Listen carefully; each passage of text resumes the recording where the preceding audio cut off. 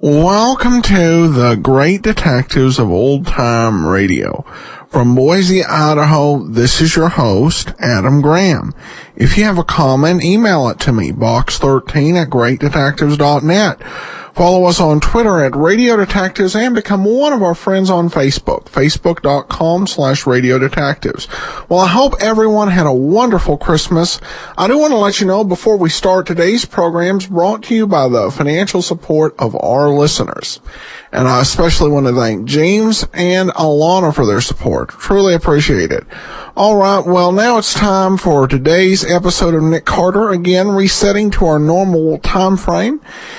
Here from April the 8th of 1944 is Murder by Magic. What's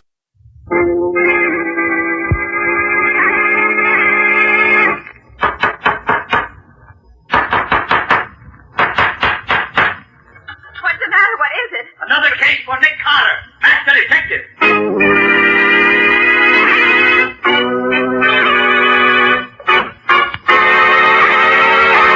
Yes, it's another case for that most famous of all manhunters. The detective whose ability at solving crime is unequaled in the history of detective fiction.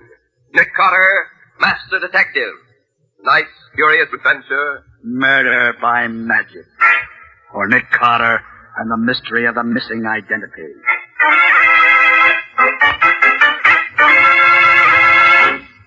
I wonder how Scubby's making out. Do you suppose that he had any trouble, Nick? I doubt it, Patsy. Scubby knows Philadelphia well enough to get all the information I want without any difficulty. Yes, but he's been gone 3 days now. He didn't plan to be gone that long, did he? Well, no, Patsy, but it's not always possible to tell in advance how long it's going to take to find... Nick Carter's office.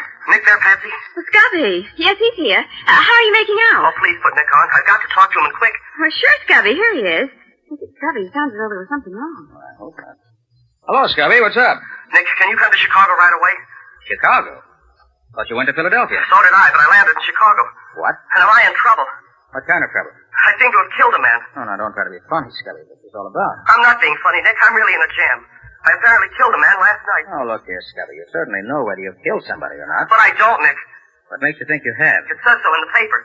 What paper? The Chicago papers. Oh, please, Nick, will you come out here right away? I've got to have help and in a hurry.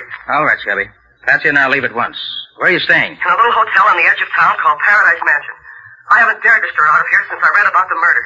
Okay, Scubby, sit tight. We'll be there as soon as the plane can get us there.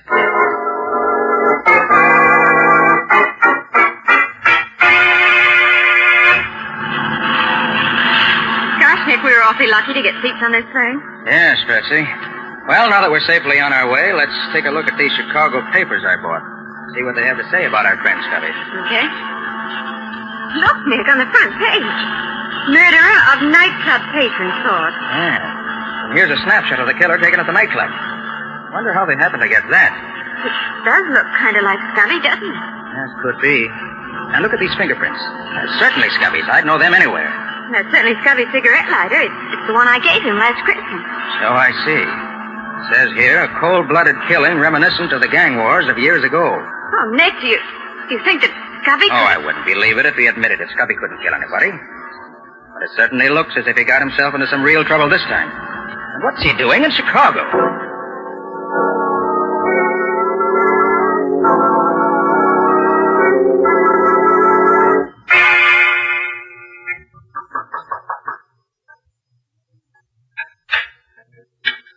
Oh, Nick. Hi, Scubby. Oh, I never was so glad to see anyone in my whole life. Scubby, are you... Come in quick. Let me get this door closed. Jittery, huh? Yeah. Well, I'm glad to see you're still out of jail. Oh, Nick, don't joke about it.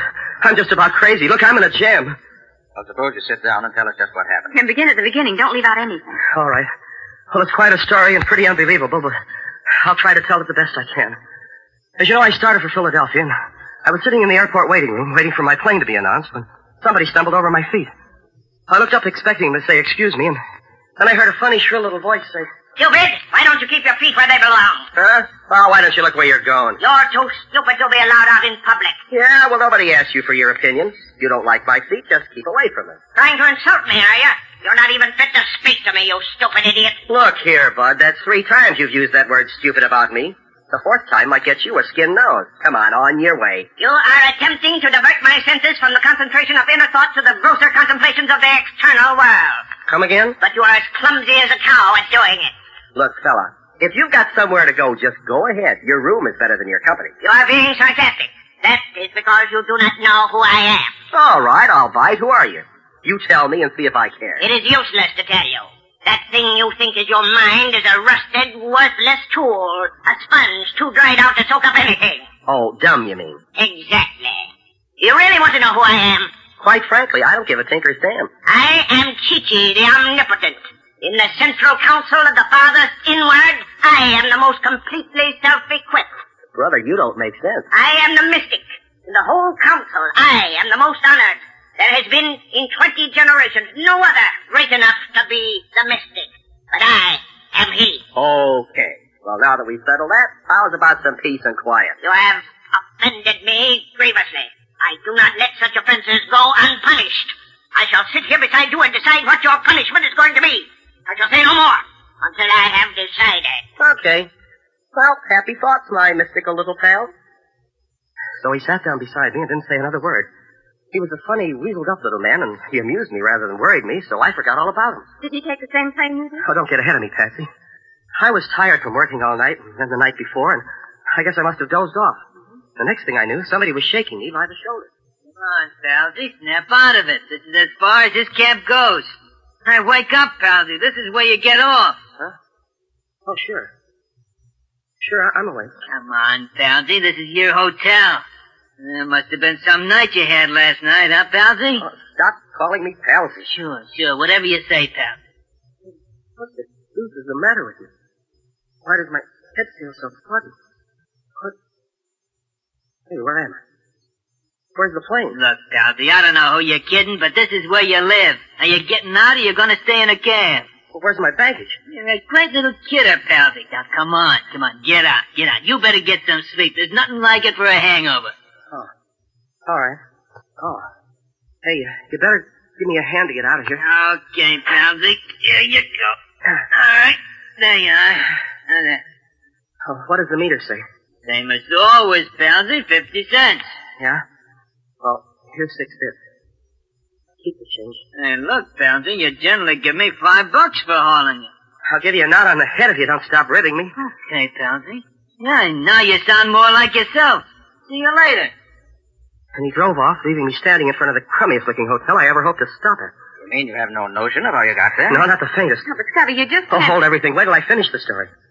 Well, as I was apparently expected to go in the hotel, I did. As I approached the desk, the room clerk, a fat sack with a sourpuss, tossed me a key. There you are, Mr. Gerson. I picked up the key and started to ask the clerk a lot of questions. But my head was so dizzy that I couldn't think straight. So I went up to room 714, which was the number on the key. What was it like, Scubby? Oh, cheap and flashy. And it reeked of cheap perfume. I found some letter paper on the writing desk, and the letterhead said, Hotel Prince Royal, Chicago. Then I at least knew where I was. My head was aching so that I stumbled into the bathroom to bathe it. I got one look at myself in the mirror, and it almost finished me. How do you mean, Scubby? Well, it wasn't me I saw in the mirror. Well, that's ridiculous. How could it be anyone else? Well, that's what I wanted to know. What I saw was a typical cheap, pasty-faced gangster with red hair. But your hair isn't red. Well, it was then. And then I discovered that I was wearing a zoot suit. What a sight you must have been. Well, it didn't amuse me, Nick. By this time, I was scared sick. My head was so dizzy, I couldn't think straight. I thought maybe I was still having some kind of nightmare. So I picked up the house phone, and when the operator answered, I asked her, What day is it? It's Friday, Mr. Gerson. Friday, March 24th? Of course, Mr. Gerson. Then it was yesterday that I left New York. What's that, Mr. Gerson? Oh, nothing. That's all, thanks. Oh, Halsey. Huh? I just heard from the hospital. You just broke Betty's arm, that's all. What? Oh, when was that? Well, last night, you remember. Don't worry, Betty's a good kid. She won't say nothing to the cops. Oh. Oh, yeah, thanks. Bye. And then I hung up the phone. Oh, it was getting worse and worse. I went back into the bathroom for another look at my new face. And then the room door opened, and I heard someone come in. Here, Pansy? Huh? Oh, hello. Hi, Pansy. What's cooking, Snooky? Give me a match? Thanks, Tank. Would you mind telling me who you are? That's the new one on Dolly, Pansy. What's the rib? Why, I just want to find out who you are. I'm Dolly, the spare rib, the girlfriend. You're my girlfriend? Say, Pansy, you're talking awful funny. What goes? Is this some new kind of a brush-off? Oh, no, you misunderstand me. Say, if you're trying to give me the air... No, it's still love. Dove. Yeah, that's more like it. For a minute you had me guessing. Hey, by the way, Pansy, where were you last night? We had a date gate. Why'd you stand me up? Huh? Did I? I don't like that, Rat.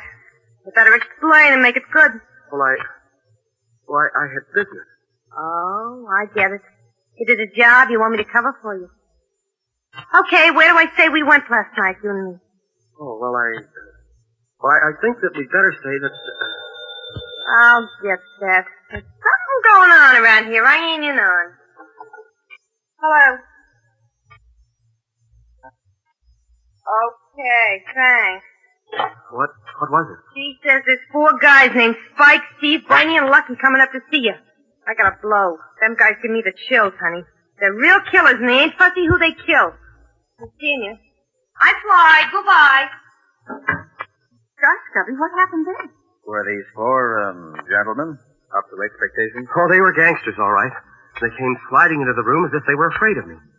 Well, I had already discovered I was supposed to be a guy named Palsy Gerson, a mug who broke girls' arms when I wanted to, and I was a no-good who gave $5 tips to taxi drivers, and I was a crook who had his girlfriend cover up for him when he did a job, and now I seem to be buddies with this gang of hoodlums. Well, one of them, the guy with a squint eye, did all the talking. Hi, Palsy. Look, you guys, look me over carefully. Am I Palsy Gerson? What's the matter, Palsy? Bad hangover? Oh, let it go. What's cooking? Look, Palsy, we're clean. There's not a rod on any of us. We come here for a peace talk. Yeah? Yeah. We've been pals working together for a long time now. We've been like that, right? So what? So everybody knows we're tied up with you. Even the cops know it.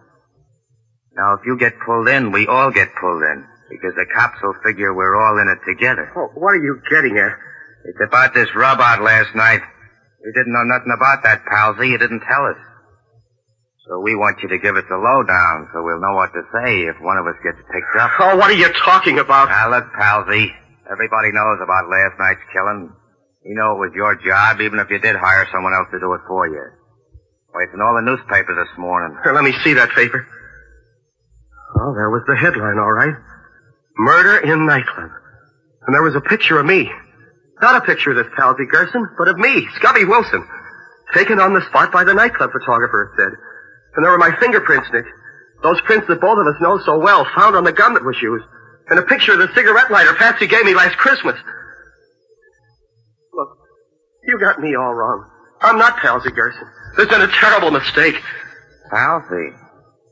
You mean you ain't gonna be straight with us? I tell you, this is all a mistake. Palsy, you trying to cross us up? We don't like it. We ain't gonna take it. Oh, listen a minute. You can't finish. Can't do it, Palsy? Come on, boys. Take him over. Watch out for his ride.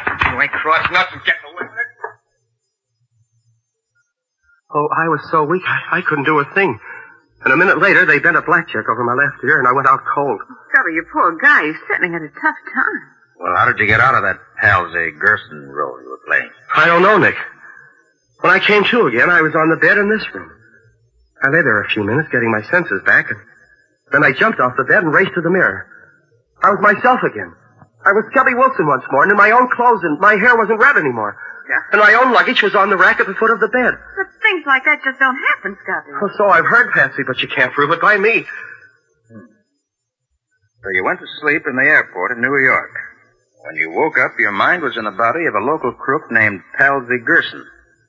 And some of Gerson's pals knocked you over the head. When you woke up again, you were back in your own body in this hotel.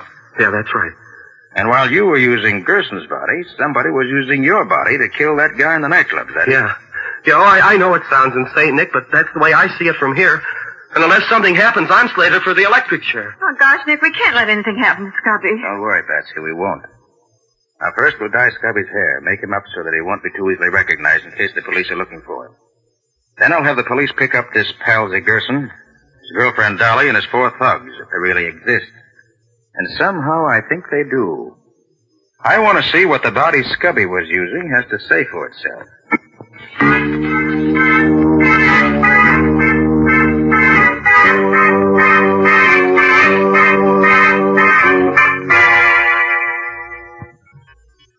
Well, Nick, these past 2 days haven't gotten us very far. We located Palsy Gerson, and he satisfied the police that he knows nothing about it. His girlfriend Dolly isn't the same girl who came to see me, and the telephone operator who called me Palsy has disappeared and can't be found. All of which adds up to a large round zero. You're wrong, Scubby. It all adds up to proof that you were part of a well-laid plan. But why, Nick? Why? Look, Scubby, if the police discover that you're the one who apparently killed the man in the nightclub, they'll arrest you. And I, even with my reputation for being on the right side of the law, will be arrested with you as an accessory after the fact. Police couldn't do anything else. All of which would be an excellent way for somebody to commit a murder, and at the same time get someone he didn't like jailed for the said killing. Scubby, I think I'm the one they're after. And they used you to get me. But how are we going to stop them, Nick? They got proof that I did that murder, and we can't prove that I didn't do it. That's what I'm trying to do now, Scubby. Get that proof before the police catch up with us. So far, I haven't had... Oh, Patsy, see who that is, will you? Sure, Nick. Hold everything. Hold everything. We have warrants for the arrest of Scubby Wilson and Nick Carter in connection with the murder of John Walters.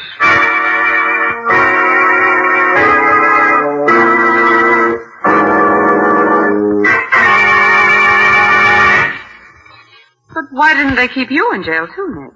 Because they were extremely decent about it, Patsy. They told me that although they had positive proof that Scubby committed the murder, and that I'd been abetting him in defiance of the law, they were so impressed with my insistence that Scubby didn't murder him that, out of consideration for my past reputation, they were going to give me 10 days to prove his innocence, if I could. If I fail in that time, I give myself up, and they proceed with the charges against Scubby and me.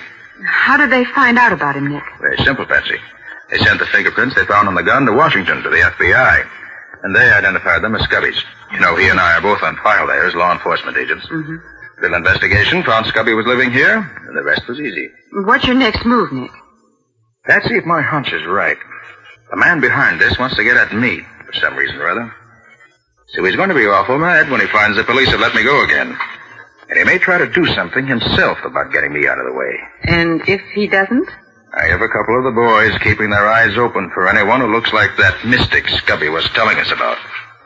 I believe he's at the bottom of all this, Patsy. If I can lay my hands on him, I feel sure he can tell us all the answers. But he might mystic you, too, Nick, the way he did Scubby. He might. But I doubt it. Well, I'm going down to pick up a paper at the newsstand. I'll be right back, Patsy. Evening Journal, please. Thanks. Don't make any sudden moves, Bud. Looking for me? You Nick Carter? Yes. Then you're the one we want. What can I do for you? Keep your hands in plain sight so me and my 2 boys here don't have to do any sudden shooting. This ain't a water pistol I got here. I'll take your word for it. What do we do now? The mystic wants to talk to you. Come on. And come quiet.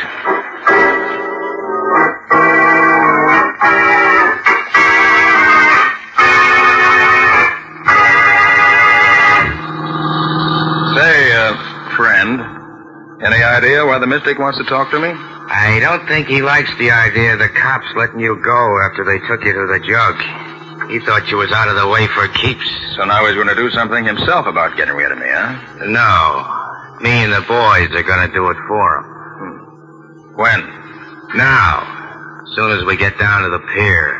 Oh. An old abandoned pier, I suppose. Yeah. One where there ain't nobody to bother us when we take care of you. Just around the corner. What are you planning to do with me? A couple of sash weights tied to your legs will do the trick. After putting a couple of bullets through your head.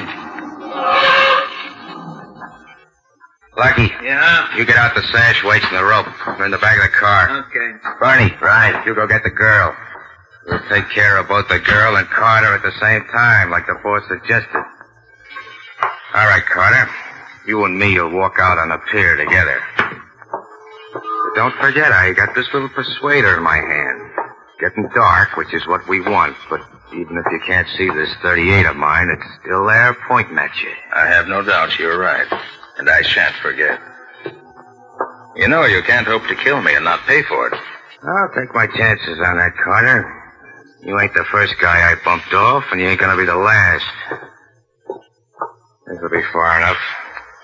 Well, then, there's not much I can do about it, is there? No. Oh, is that the girl coming with your pal there? Where? Oh, yeah. Drop that gun. I'll break your arm. Drop. No noise if you want to stay alive. I'll drop it. Thanks. Now, I'll take charge here. I'll do just as I say, and you won't get hurt, but try any funny business. You'll never see daylight again, you understand? Yeah, I got you. Didn't need to break my arm off, though. Fine. Here comes the girl and Bernie. Not a sound of you. Okay. Here she is, Spike.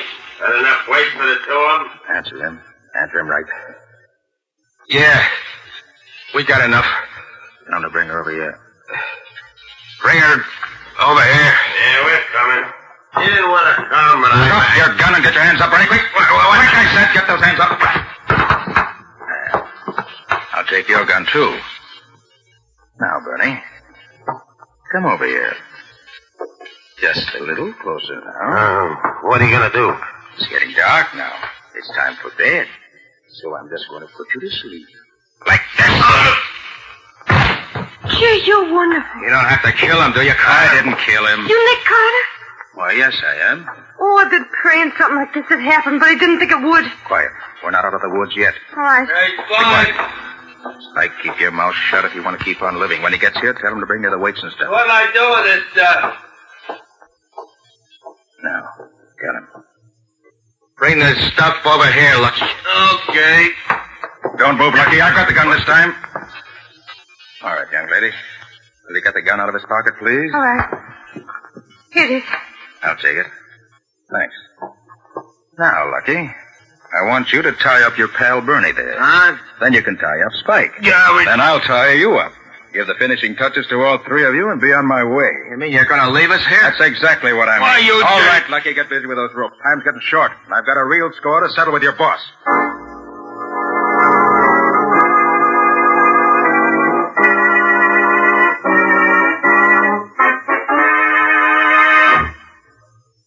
Gee, Mr. Carter, you're wonderful. You sure these lugs ain't going to get out of these ropes? I'm sure. I've had lots of practice in this little thing. There. All right, come on. We can leave them there safely now. Say, look, I ain't told you who I am yet, have I? Why, no. Who are you? I'm Dolly. Dolly. You're not Gerson's friend. No, I'm the other one. The one the mystic hired to visit your friend in the hotel. So that's who you are. Sure. How much do you know about this racket? Well, I didn't know nothing about it then, but since they snatched me and kept me locked up in their hideout, I learned a lot from listening to them talk. Let's stop here a minute. What's this all about, Dolly? If that's your name. Now, my real name's Ann. Did your friend really think he was pals with Kirsty? Yes, he certainly did, for a while. That's absurd, of course. The mystic's done it. He has an anesthetic gas that he gives you when you're asleep or knocked out. He doped your friend in the airport and brought him to Chicago. Then he had somebody pick him up like a mobster and let him wake up in that taxi cab. I suppose you paid all those people to put on the act that convinced Scubby he really was pals with Gerson. Only the taxi driver, the telephone girl, the hotel clerk, and me. The four thugs was already members of the gang. And they beat him up so this mystic could give him another shot of the gas while he was unconscious and let him wake up as himself? Yes. And he was so doped all the time we was putting on the act that he never could figure out what was going on. Very clever. And how did you get in on this? Oh, I wanted to be an actor. They hired me to put on this act. They told me they were ribbing some friend of theirs. Well, when I saw all the publicity in the papers and I saw that you got arrested too, I knew it wasn't no gag. I went to where their headquarters was one day to see if they were still there so I could go to the police. But somebody saw me there and grabbed me. I've been locked up ever since. You know why they wanted to do all this? The Mystic knew your friend was going to Philadelphia to get some dope on a racket.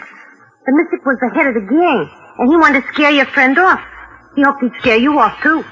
He's getting ready to work the same racket all over the country. And you was the only one who was getting hot on his trail. I thought that was it. When we didn't scare off, he had to take matters into his own hands. I suppose it was one of the Mystic's thugs who did the killing in the nightclub? Yeah, it was Spike. Made up to look like your pal. And he left the evidence at the cops' house. Who was the man who killed? Some fella wouldn't play ball the way he wanted him to. Look, you know where the headquarters of this gang is? Sure. Just about a block from here. Want me to show you? You bet I do. With your help, I'm going to get that Mystic. If he's there. Come on. It's over this way.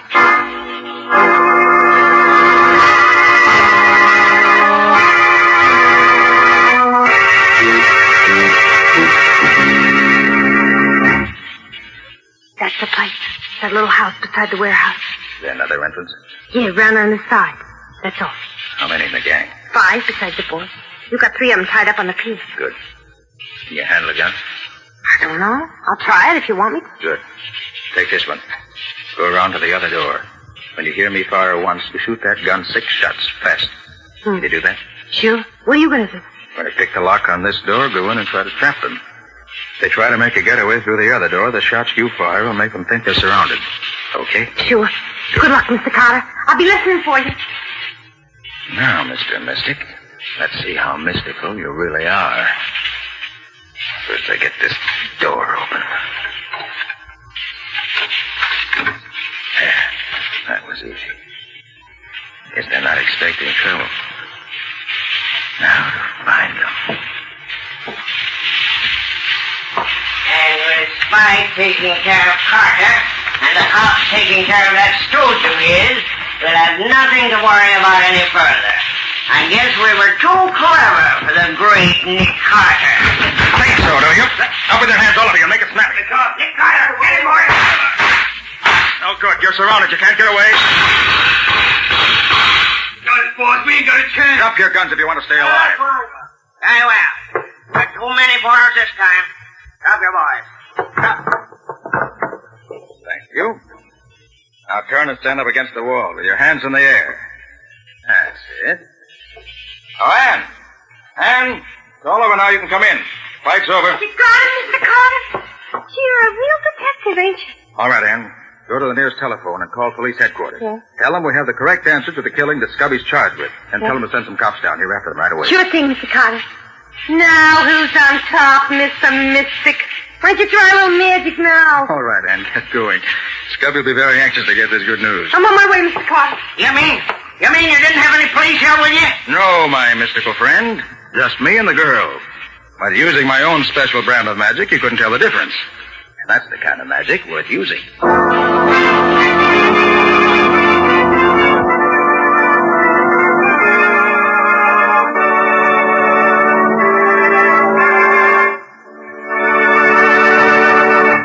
This has been another of the strange adventures of Nick Carter, Master Detective, which are brought to you regularly each week at the same time by WOR Mutual. Well, Nick, I'd like to hear a few of the high spots from next week's story. Okay. Next week's story started with a cat. But not a common, ordinary cat. This one was a lemon-yellow Persian cat with a pedigree. The chase started when I tried to find the said pedigreed Persian puss, which had been stolen from its rightful and very ultra owner. But before long, I found I was involved in theft, kidnapping, murder, and other varieties of law-breaking. Which included being hit over the head and being shot at in the dark. Not exactly an amusing case. No, Patsy, it was a deadly serious case before it was finished. I call it A Cat Brings Death. Or The Mystery of the Missing Persian. And that's all for now. So long. So long, everybody. And so long to you both, Nick and Patsy. In the strange adventure you have just heard, Nick Carter was impersonated by Lon Clark, Patsy by Helen Choate, Scubby by John Kane. Original music was played by Lou White. The entire production was written and directed by Jock McGregor.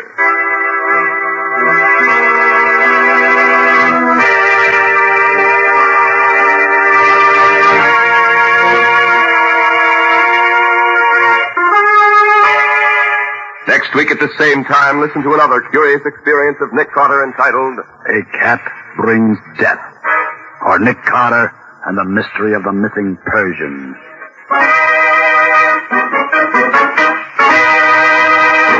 This story is a copyrighted feature of Street and Smith Publications, Incorporated. The Return of Nick Carter is produced in the studios of WOR and is broadcast over most of these stations every Saturday evening at 10:15 Eastern War Time. This is Mutual.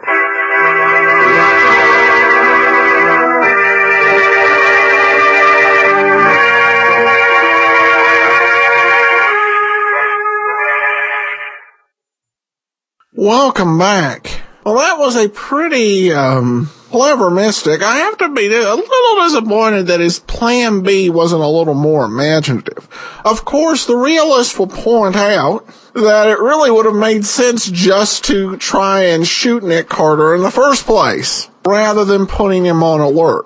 But these are, the Nick Carter stories really do derive from the pulps, and the focus here is not necessarily on doing things in a logical or realistic way, but in a way that's entertaining.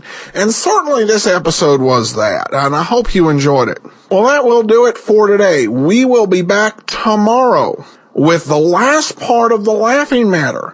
And then join us back here on Thursday for another episode of Nick Carter. In the meantime, send your comments to box13@greatdetectives.net. Follow us on Twitter at Radio Detectives and become one of our friends on Facebook. Facebook.com/Radio Detectives. From Boise, Idaho, this is your host, Adam Graham, signing off.